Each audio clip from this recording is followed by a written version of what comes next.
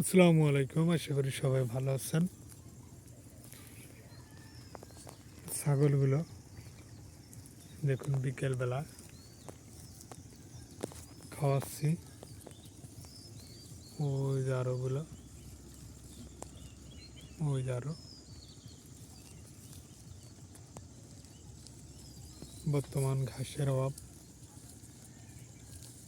তাই ছাগলগুলোকে দেখুন কি খাওয়াচ্ছি। কোনো খরচ ছাড়াই বর্তমান ঘাস নেই বললেই চলে। শীতের কারণে ঘাস নাই।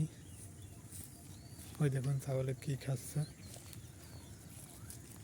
মরা কর্মী। দেখুন এটাই ওদের বর্তমান খাবার হয়েছে, করার কিচ্ছু নাই, খাওয়াতেই হবে। ঘাস নেই।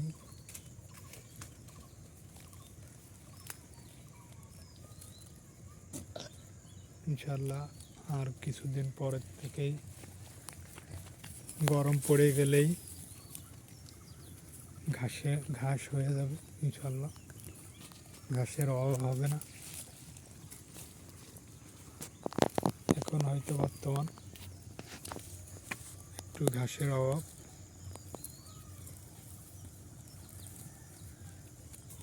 করার কিছু নাই। আসলে ছাগল পালতে হলে,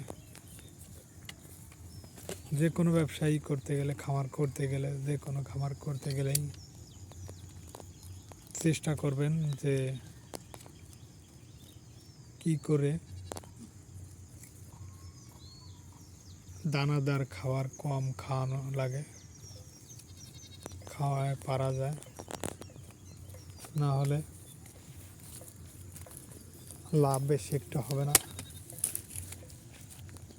চেষ্টা করতে হবে ছাগল হোক গরু হোক, দানাদার খাবার একটু কম খাওয়াতে হবে।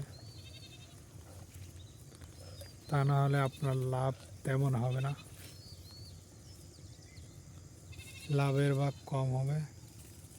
আর যদি আপনি ঘাস খাওয়াতে পারেন বা দানাদার কম খাওয়ায় যদি ঘাসের পরিমাণটা একটু বেশি দিতে পারেন, তাহলে ইনশাল্লাহ আপনি খামারে লাভবান করতে পারবেন।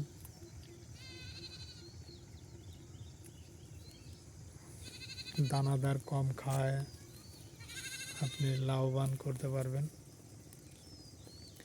আমি এই দেখেন, আমার মতো যদি আপনি একটু কোনো জায়গায় ছেড়ে পালন করতে পারেন, এক বেলাও যদি ছাগলগুলোকে ছেড়ে খাওয়াতে পারেন, তাহলে ইনশাল্লাহ আপনার ছাগলে লাভ হবে বেশি। আমার তো তেমন খরচ নেই বললেই চলে। আমি এই যে যা খাওয়াচ্ছি এইগুলোই, যারা খামার করবেন অবশ্যই ঘাসের জায়গা করে বা একটু চড়িয়ে খাওয়ানো যায়, ছেড়ে খাওয়ানো যায়, সেই জায়গাটুকু আপনি রাখার চেষ্টা করবেন, তাহলে লাভের পরিমাণটা বেশি হবে।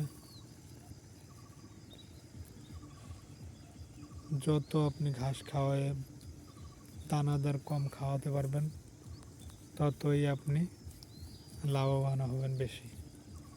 আমার মতো যদি এরকম হয় তাহলে আরও বেশি লাভ করতে পারবেন ইনশাল্লাহ। আশা করি যদি আল্লাহ যদি কোনো সমস্যা না দেয়।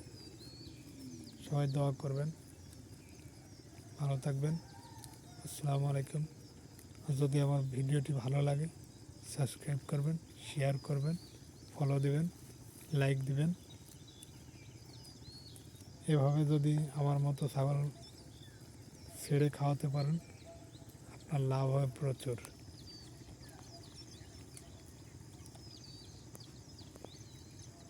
যদি আমার কাছে ছাগল নেওয়ার জন্য কোনো ছাগল খাসি বা কোনো কিছু দরকার হয় নিতে পারেন, আমাকে SMS করতে পারেন। আসসালামু আলাইকুম।